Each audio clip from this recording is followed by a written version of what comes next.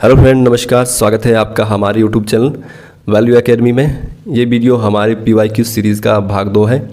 यदि आपको वीडियो अच्छी लगे तो प्लीज़ चैनल को सब्सक्राइब, लाइक और शेयर ज़रूर करना।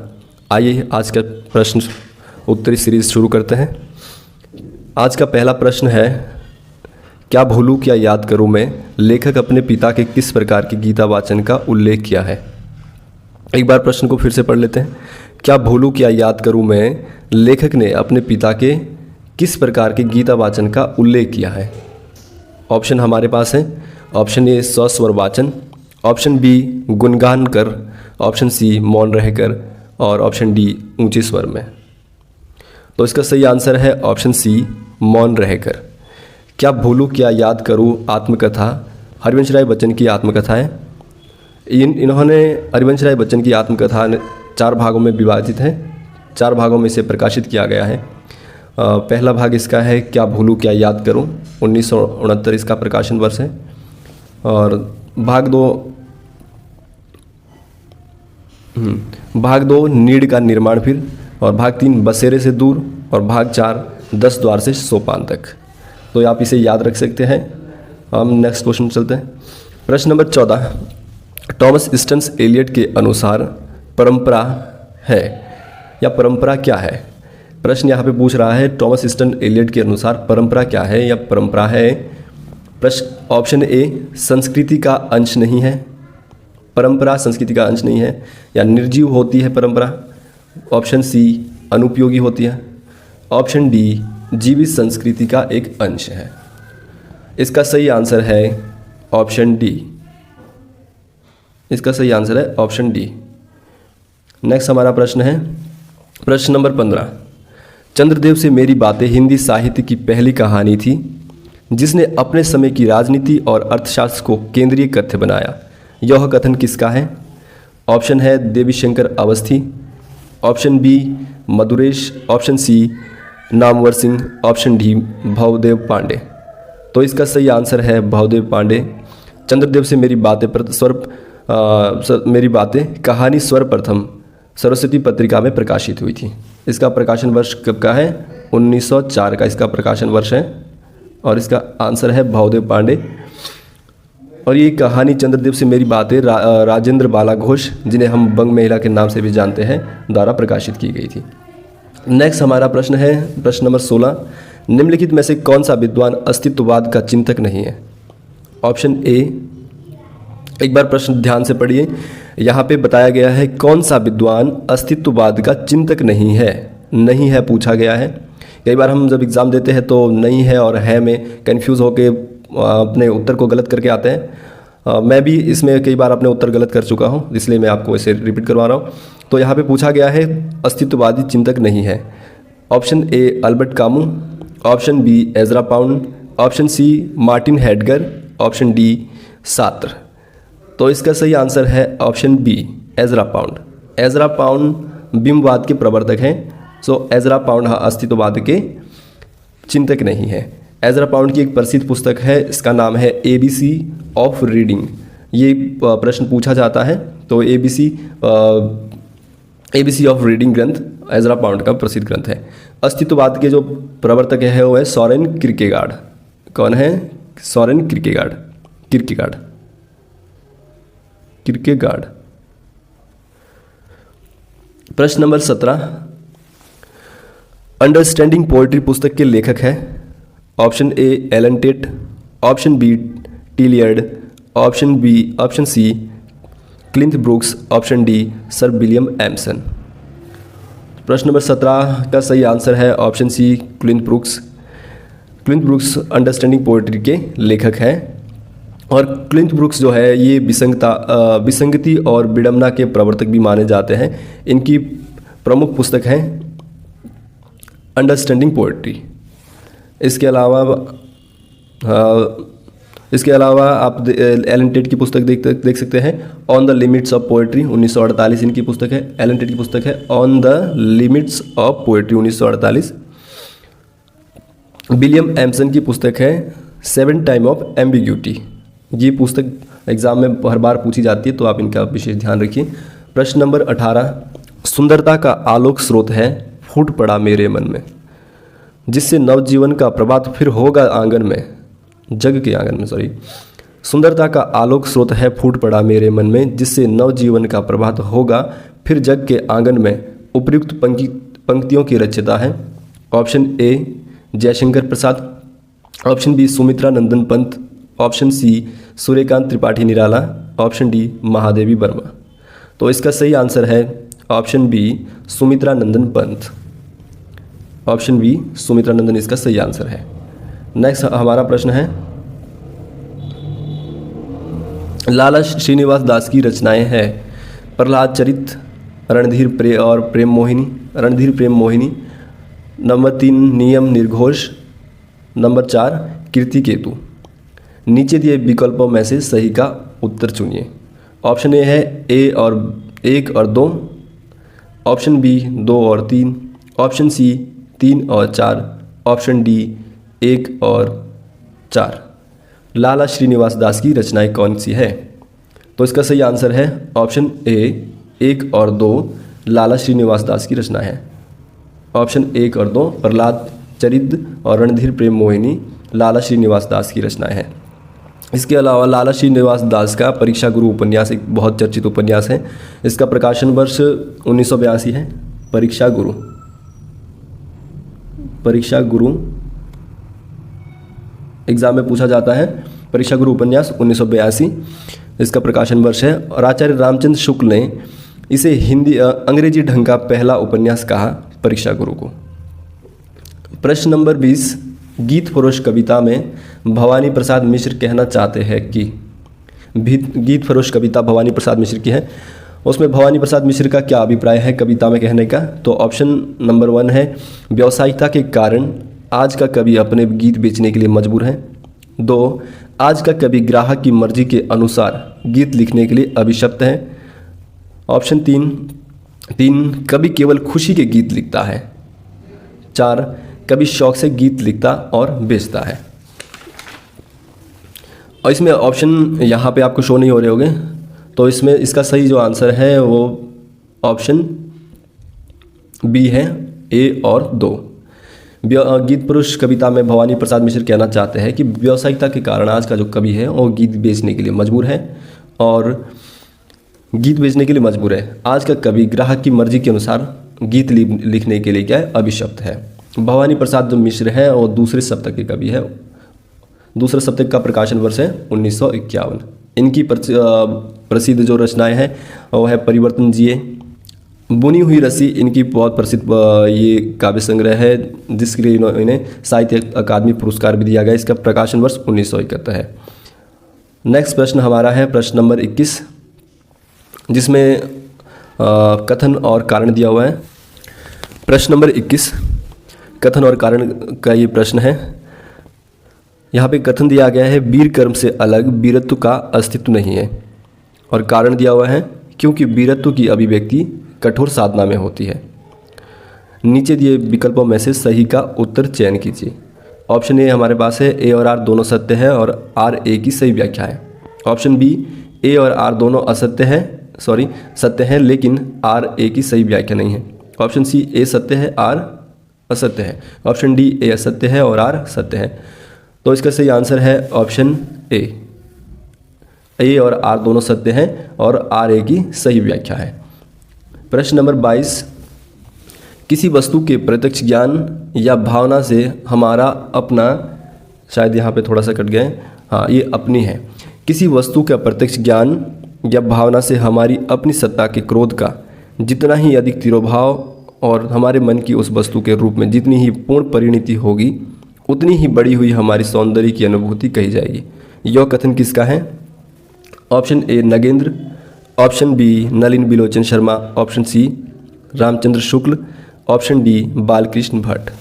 तो इसका सही आंसर है ऑप्शन सी आचार्य रामचंद्र शुक्ल। प्रश्न नंबर 24, यहाँ पे मिलान करना है। मिलन के पल केवल 2-4 बीरह के कल्प अपार। ऑप्शन बी है तुम भूल गए पुरुषत्व मोह में कुछ सत्ता है नारी की, और सूची 2 में सांध्य गीत है। और ऑप्शन ए प्रिय प्रवास। सिंधु की निस्सीमता पर लघु लहर का लाश कैसा, दीप लघु शिखर पर धरे आलोक का आकाश कैसा। कामायनी, उपल वृष्टि हुई छम छा गया तम छा गया, उपल वृष्टि हुई तम छा गया, पट गई मही कंकर पात से। परिवर्तन, तो नीचे विकल्प दिए गए हैं। विकल्प ए सुमेलित करना है आपको विकल्प सूची 1 को सूची 2 से। Option A 4 3 2 1, option B 1 2 3 4, option C 2 4 3 1, option D 3 1 4 2। तो इसका सही आंसर है ऑप्शन ए। पहला जो आंसर है ए का 4 है, ए का ऑप्शन ए का 4 और बी का 3 है और सी सांध्य गीत, ऑप्शन डी प्रिय प्रभास। नेक्स्ट प्रश्न हमारा है प्रश्न नंबर 22। भूषण का भाषा भूषण का विवेच्य है छंद, ऑप्शन ए, ऑप्शन बी अलंकार, ऑप्शन सी रस, ऑप्शन डी ध्वनि। भाषा भूषण किस प्रकार का ग्रंथ है, यहाँ पे प्रश्न में पूछा गया है। तो ऑप्शन आपके पास दिए हुए हैं। इसका सही आंसर है ऑप्शन बी अलंकार ग्रंथ है। भाषा भूषण जो ये अलंकार ग्रंथ है ये राजा जसवंत सिंह का ग्रंथ है। इसमें 212 दोहों में लिखा गया ये ग्रंथ है। 212 दोहों का ग्रंथ है। प्रश्न नंबर 26। कुबेरनाथ के निबंध संग्रह है बेहया का जंगल, 2 कामधेनु, 3 आगम की नाव और दूसरी सतह। कुबेरनाथ राय के निबंध संग्रह कौन से है? नीचे दिए विकल्पों में से सही का उत्तर चयन कीजिए। ऑप्शन ए है 1 और 4, ऑप्शन बी है 2 और 3, ऑप्शन सी 2 और 4, ऑप्शन डी 1 और 3। इसका सही आंसर है ऑप्शन बी 2 और 3। कामधेनु और आगम की नाव कुबेरनाथ राय के प्रमुख निबंध संग्रह हैं। इसके अलावा कुबेरनाथ राय ललित निबंधकार है, इनके प्रमुख निबंध संग्रह और भी हैं, जैसे प्रिया नीलकंठी है, ये एग्ज़ाम में पूछा गया है, बहुत मोस्ट रचना इनकी है। और विषाद योग, महाकवि की तर्जनी, मन पवन की नौका, ये प्रमुख इनके निबंध संग्रह हैं। इसके अलावा बेहया का जंगल, यहाँ पे ये कृष्ण बिहारी मिश्र के निबंध हैं। और दूसरी सतह निबंध ये शरद जोशी का निबंध है। दूसरी सतह शरद जोशी है और आगम की बेहया की नाव कृष्ण बिहारी मिश्र का निबंध है। प्रश्न नंबर 27। प्रकाशन वर्ष के अनुसार रचनाओं का सही अनुक्रम है। भारत की भाषा समस्या, मार्क्स और पिछड़े हुए समाज, प्रेमचंद और उनका युग, भारतेंदु युग और हिंदी भाषा की विकास परंपरा। नीचे दिए गए विकल्पों में से सही का उत्तर चयन कीजिए। प्रकाशन वर्ष के अनुसार आपको इसे सही अनुक्रम में देना है। तो ऑप्शन ए है 4 2 3 1, option B 1 2 4 3, option C 3 1 4 2, option D 1 3 2 4। इसका सही आंसर है ऑप्शन सी प्रेमचंद और उनका युग। प्रेमचंद और उनका युग, इसका प्रकाशन वर्ष 1952 है। प्रेमचंद और उनका युग 1952। और भारत की भाषा समस्या, इसका प्रकाशन वर्ष 1978 है, इसका 78 है। और मार्क्सवाद, भारतेंदु युग और हिंदी भाषा विकास की परंपरा 1985। और प्रेमचंद और उनका युग मैंने बता दिया था 1952 का है। मार्क्स और पिछड़े हुए समाज 1986 की रचना है।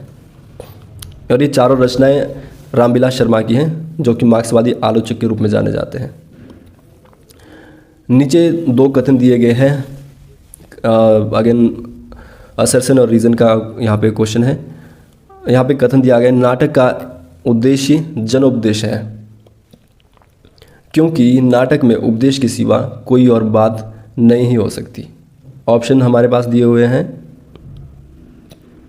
ऑप्शन ए और आर दोनों सत्य है और आर ए की सही व्याख्या है। ऑप्शन बी ए और आर दोनों सत्य है लेकिन आर ए की सही व्याख्या नहीं है। ऑप्शन सी ए सत्य है आर असत्य है। ऑप्शन डी ए असत्य है आर सत्य है। तो इसका सही आंसर है ऑप्शन सी, ए सही है नाटक का एक उद्देश्य जनोपदेश है। बिल्कुल, जन को उपदेश देना नाटक का एक उद्देश्य है, लेकिन नाटक में केवल उपदेश के सिवा और कोई बात नहीं हो सकती, ये कथन असत्य है। तो ऑप्शन नंबर सी इसका राइट आंसर है। प्रश्न नंबर 29, यहाँ पे सुमेलित करना है सूची 1 को सूची 2 के साथ। चित्तौड़ का सर्वनाश, ऑप्शन सूची नंबर 2 में लिखा हुआ है विवेकी राय, बसंत विद्यानिवास मिश्र, जुलूस रुका हुआ, रूप नारायण पांडे, गांव का मन, भारतेंदु हरिश्चंद्र। सही उत्तर चुनिए। ऑप्शन ए है 3 4 1 2, option B 1 3 4 2, option C 2 1 3 4, option D 4 1 3 2। तो इसका सही आंसर है ऑप्शन ए। चित्तौड़ का सर्वनाश रूप नारायण पांडे का ग्रंथ है। चित्तौड़ का सर्वनाश रूप नारायण पांडे, और बसंत भारतेंदु हरिश्चंद्र है, भारतेंदु हरिश्चंद्र का है, और जुलूस विवेकी राय का है, गांव का मन आपका विद्यानिवास मिश्र का ग्रंथ है। सॉरी, प्रश्न नंबर 28 हमारे हो गए थे, 29। प्रश्न नंबर 30, यहाँ भी सुमेलित करना है, सूची 1 को सूची 2 से सुमेलित करना है। सप्तपर्णी, कृष्णावती, कृष्णा सोवती, और ऑप्शन बी लौट आ ओधार, गिरिराज किशोर, हम हशमत, भीष्म साहानी, आज के अतीत, दूधनाथ सिंह। नीचे दिए गए विकल्पों में से सही उत्तर है option A 1 2 3 4, option B 2 1 4 3, option C 4 2 3 1, option D 2 4 1 3। तो इसका सही आंसर है ऑप्शन डी। ऑप्शन डी इसका सही आंसर है। सप्तपर्णी गिरिराज किशोर की रचना है, और लौट आओ धार दूधनाथ सिंह, लौट आओ धार दूधनाथ सिंह की रचना है। हम हशमत कृष्णा सोबती, हम हशमत कृष्णा सोबती, और आज का अतीत आपका बच जाता है, तो ये भीष्म साहानी की रचना है। प्रश्न नंबर 31, जितनी सफलता भारतेंदु युग के लेखकों को निबंध रचना में मिली, उतनी कविता और नाटक में नहीं मिली। यह कथन किसका है? Option A Ramchandra Shukla, option B Hazari Prasad Dwivedi, option C Ramvilas Sharma, option D Nandulal Bajpai. प्रश्न है, जितनी सफलता भारतेंदु युग के लेखकों को निबंध रचना में मिली, उतनी कविता और नाटक में नहीं मिली। कथन किसका है? तो इसका सही आंसर है रामविलास शर्मा का कथन है। ये रामस्वरूप चतुर्वेदी की बुक से ये वाला क्वेश्चन आया था, 2021 का ये प्रश्न है। प्रश्न नंबर 32, हम राज्य लिए मरते हैं, सच्चा राज्य परंतु हमारे कृषक ही करते हैं। इस प्रसंग में उर्मिला का कौन सा विचार सही नहीं है?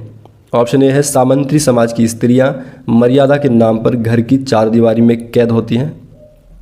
ऑप्शन बी किसान स्त्रियां अपने पतियों के साथ स्वतंत्रता पूर्वक विचरण करती हैं। ऑप्शन सी किसान राज समाज से अधिक सुखी है। ऑप्शन डी है राज्य सुख भाग्यशाली लोगों को प्राप्त होता है। एक बार प्रश्न फिर से पढ़ लीजिए। हम राज्य लिए मरते हैं, सच्चा राज्य परंतु हमारे कृषक ही करते हैं। इस प्रसंग में उर्मिला का कौन सा विचार सही नहीं है? यहाँ पे सही नहीं है कि पूछा गया है। एक 3 ऑप्शन इसमें से जो सही है और एक यहाँ पे ऑप्शन है जो गलत है। तो राज्य सुख भाग्यशाली लोगों को प्राप्त होता है। ऑप्शन डी यहाँ पे हमारा सही है। राज्य सुख भाग्यशाली लोगों को प्राप्त होता है। ऑप्शन डी सही आंसर है। प्रश्न नंबर 33 और ये हमारे भाग 2 का अंतिम प्रश्न है। निम्नलिखित में से कौन सा तद्भव शब्द नहीं है? ऑप्शन ए है राय, ऑप्शन बी खेत, और ऑप्शन सी दाहिना, ऑप्शन डी कवि। कौन सा शब्द तद्भव नहीं है पूछा गया है। इसमें से 3 जो ऑप्शन है वो तत्सम है और एक ऑप्शन दिया गया है जो तद्भव शब्द है। इस पर हम बाद में पूरी सीरीज़ ले आएंगे तद्भव और तत्सम शब्द पर, क्योंकि एग्ज़ाम में हर सेशन में हर साल एक क्वेश्चन तत्सम तद्भव कौन से शब्द से पूछे जाते हैं। तो इसका सही आंसर है ऑप्शन डी कवि। आज का हमारी सीरीज़ यहीं समाप्त होती है। यदि आपको वीडियो पसंद आए और वीडियो अच्छी लगी हो तो प्लीज़ चैनल को सब्सक्राइब, लाइक और शेयर ज़रूर कर देना। Thank you for watching.